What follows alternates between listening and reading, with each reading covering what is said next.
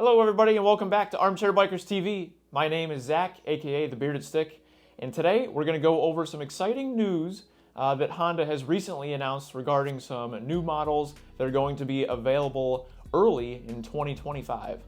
Before we get into that, I just want to remind everybody to please hit that subscribe button. Of course, we are a small channel, but we are oh so close to 2,000 subscribers, and we would greatly appreciate your support if you went ahead and hit that subscribe button. Also, make sure to leave a comment down below and let us know what type of content you would like to see us do in the future. But without further ado, let's get into the video. So if you're familiar with our channel, you know we like Honda. You know I have a Honda Rebel 1100 that I have put nearly 14,000 miles on. I've also done a few modifications to it, such as knobby tires and a skid plate, some different suspension. I've sort of turned that bike into a scrambler style motorcycle. If you haven't seen those videos, make sure to check those out after this one. In addition to that, me and Boomer Buzz, my partner on this channel, we have owned plenty of Hondas in our lifetimes, him much more than I, but plain and simple, we're Honda fans around here. So let's get into some of the recent news. So first, announced on Honda's Instagram about 3 days ago, they announced the Honda NT1100. So this is a really cool sport touring bike that Honda announced, and they're saying it's going to be available May of 2025, which of course is only in a couple months. And I'm really excited to see this one, as it is basically a street version of the Africa Twin. It has that same parallel twin 1100cc engine that you'll see on the Africa Twin, the Rebel 1100. So I would just like to go over a few key takeaways, and let's start with the price. So Honda is announcing this bike with an MSRP of $11,899 US, and again, they're saying it's going to be available in May of 2025. So a street version of the Africa Twin. A 17-inch front and rear wheel, so you know that they have sporty riding in mind with this bike as opposed to the more off-road capable Africa Twin. 5-position adjustable windshield, a 5.4 gallon fuel tank that's actually 0.4 gallons larger than the Africa Twin. Heated grips, which is amazing to see. Heated grips is awesome. Especially, we live in upstate New York. We ride all winter, and heated grips is something that I would love to have on my Rebel 1100. Of course, it didn't come standard with heated grips, and I have sort of just been too lazy to install a pair of aftermarket heated grips. So the fact that this bike comes standard from the factory with heated grips, that is awesome, especially for people like us that live in colder climates. This bike features the same dash as the Africa Twin, so it's going to have that little LCD display below the big 6.5-inch TFT display that features Apple CarPlay and Android Auto, which I think is really awesome to have those features on a motorcycle. And a 6.5-inch TFT display is a really large display, great visibility on it. I think that feature is just really cool on the Africa Twin, and to see that carry over into this model, I think is great, especially for a touring application. Honda is going to offer optional saddlebags for an additional cost on this bike, but they are color-matched saddlebags, which look pretty cool.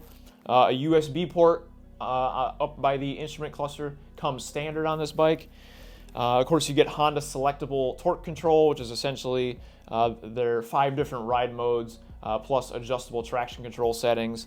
In addition to that, there also is a wheelie control setting on this bike as well. I think there's going to be 3 different levels of wheelie control. So really cool features to see. They're really taking advantage of that ride-by-wire throttle by offering you those features. And then the last thing is, right now this model is only available in a DCT version. So for me, that's a little bit of a bummer. Now, a few years ago, I test rode an Africa Twin with DCT because I had never ridden any bike with DCT before, and I wanted to try it out. And I gotta say, I was really impressed with it. I thought that DCT transmission worked flawlessly, worked as advertised. It was super smooth, super easy to use. I really have no complaints about it. I think it's a great system. It's well engineered. And if that's something that you want, then I say go for it. Me personally, though, I'm just stuck in my ways. I like shifting my own gears and having a clutch. That's how I am. I just want a clutch on my bike. So even though the DCT is a fantastic system, I just prefer the old school way of having a clutch lever and shifting my own gears. That's just me. So for me, that would maybe be a deal breaker on this bike, only being available in a DCT version. Who knows though, hopefully in the future they will offer maybe a slightly cheaper version with a manual transmission. I don't see the negative in that. I think offering both transmission options would be great. I mean, they're still offering that even with the Goldwing. The Goldwing comes in a regular manual transmission version and a DCT, and of course they come in at 2 different price points. So if they did the same thing with this bike, I really don't see an issue with that. And again, the Rebel 1100, my personal Rebel 1100 is a manual transmission version, but of course they offer it in a DCT. So I don't see the harm in Honda offering the 2 transmission versions. So I really hope to see in the future a manual transmission version of this bike, because then it would be something that I would be incredibly interested in, because this bike looks cool. It's a really cool looking bike. I think they nailed the styling. The color that they came out with for this model year, that blue color, looks really good. LED lights are cool. The windshield has a cool design to it. You can see you got like a luggage rack on the back. You got a pretty low seat height as well, and they advertise the seat being like 3 inches thick for like an extra comfort seat. So bike looks really cool. Looks like a comfortable position to ride in, and it's something that definitely is interesting me. Being DCT only, that sort of kills it for me. But let me know what you guys think of this model down in the comment section below. I think this is really filling a great gap that Honda had in their lineup, because if you don't want to go with the big giant expensive Goldwing touring bike, but then you also don't need the off-road capabilities of an Africa Twin, well, where do you go? If you want the 1100 motor, pretty much your only option at that point is to go with the Rebel, but maybe you don't want a cruiser-style motorcycle. I think it's a really nice middle ground for someone that wants to do long-distance touring, but doesn't need the big giant Goldwing, and doesn't want to waste their money on an Africa Twin that is really off-road focused when all they're going to do is stick to the road. So I think this really did fill a hole in Honda's lineup, and I'm glad that they're offering this model, and it's something that I'm really excited to see in person. Again, May of 2025 is when they are expecting these to hit dealerships, so I guess we'll just have to wait and see. All right, now next on the list, we have both the CB750 and the CB1000SP. These were announced on Honda's social media page on Instagram a few days ago, saying that they were finally coming to the US market. We've known about these bikes for a little while because I believe they've been available over in the European market for quite some time, but they are finally coming to the US market. So starting with the CB750, we have an MSRP of $7,999, so $8,000 basically for the MSRP. Again, same thing, available May of 2025 is what Honda is advertising. So some key takeaways. This is that same 755cc, 270-degree crank parallel twin that we see in the Honda Transalp. It's basically like a smaller version of the Africa Twin motor. It's a really cool engine, and featuring throttle-by-wire, once again, 5 different ride modes, Honda's selectable torque control, again, just like the Transalp. It has that 5-inch TFT display that's going to integrate Honda's RoadSync technology, so that way you can connect your phone to that TFT display and again take advantage of things like Android Auto or Apple CarPlay. So really great to see there. It's going to feature a slipper clutch as well as a quick shifter. As you may remember, the Transalp has a quick shifter. Well, this is going to have that same system because again, it really is like a naked sport bike version of the Transalp. There's a lot of similarities between the two.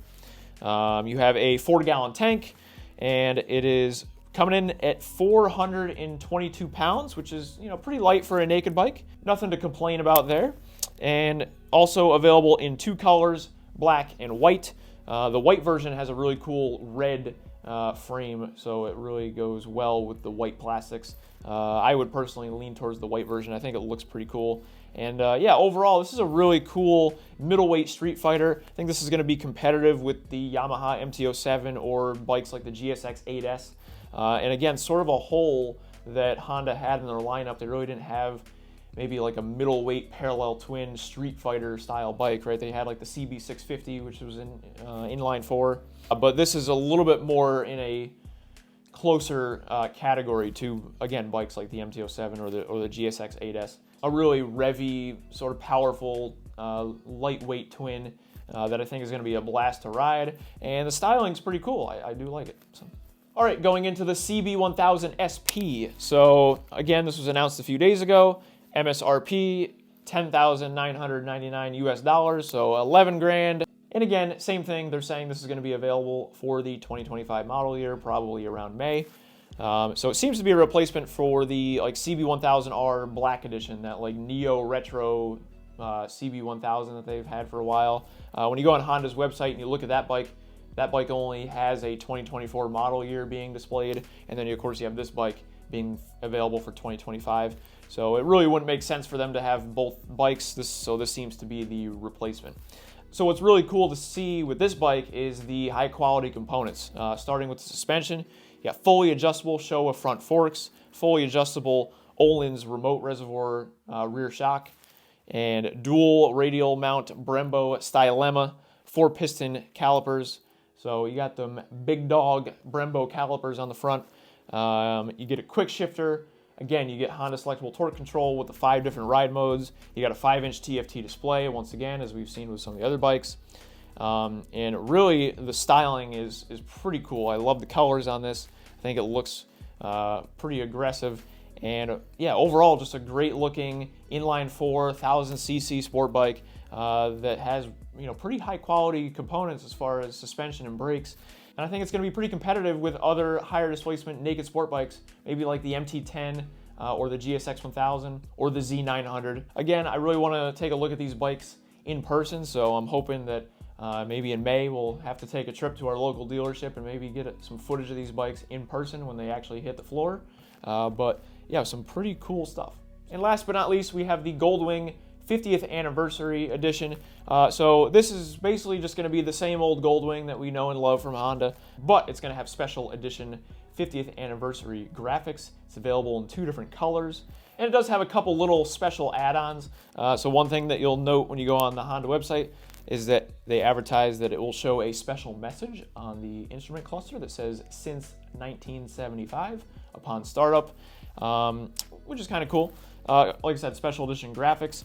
And then it also comes with a 192-page hardcover commemorative book displaying the history of the Goldwing since 1975. And then probably my favorite part about this is that they give you a little 1/12 scale Goldwing tabletop model with your purchase of your real Goldwing. And pretty cool. They're saying it is limited supplies and it's dependent on dealer availability. But yeah, the commemorative book and the tabletop model are pretty cool features to come with the bike. And the special edition graphics, I think, look really great. So basically, if you were planning on buying a Goldwing already, in my opinion, you might as well go with the 50th Anniversary Edition because you get the special edition paint, which I think looks really cool. And you also get the little 1/12 scale model, which is awesome to put on your desk. And again, if you're already planning on buying the Goldwing, you might as well get the version that comes with some extra stuff, right? So overall, pretty fun little package deal there coming from Honda. So there we have it, guys. Let me know what you think of these models in the comment section down below. Do any of these models excite you? Are you interested in the sport touring NT1100, or would you rather go for the small punchy power of the CB750, or are you going to go big dog status with the CB1000SP? And flex on everybody with your Brembo brakes? Or are you going to go the more gentle route and purchase a Goldwing 50th Anniversary Edition and plop that 1/12 scale model on your office desk or maybe just your dinner table at home? Maybe you keep it right there while you have dinner, and then you go head out on your 50th Anniversary Goldwing. Let me know what excites you down in the comment section below. Thank you so much for watching. Again, please make sure to like, subscribe, comment, and share this video, and we will see you in the next one.